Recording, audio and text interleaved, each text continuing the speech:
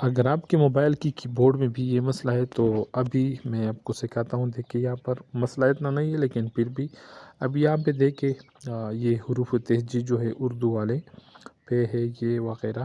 یہ نیچے لام کے بعد کاف اور جیم.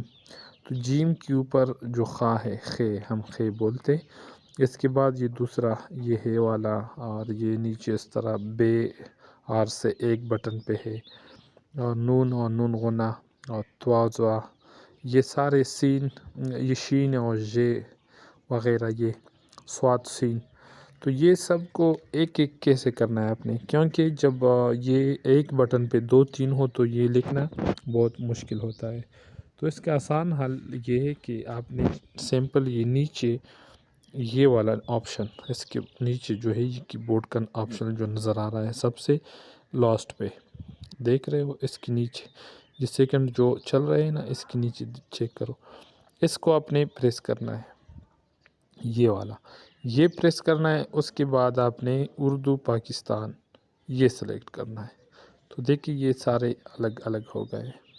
اب لکھنے میں بہت آسانی ہوتی ہے، آسانی سے بندہ لکھ سکتا ہے جو بھی ہو. یہاں تو آلریڈی میرا یہاں پہ سیو ہے لیکن آسانی کے ساتھ یہاں پر آپ یہ سیٹنگ چینج کر سکتے ہو اس بٹن سے. یہ نیچے والا کی بورڈ کا نشان جو نظر آ رہا ہے یہ.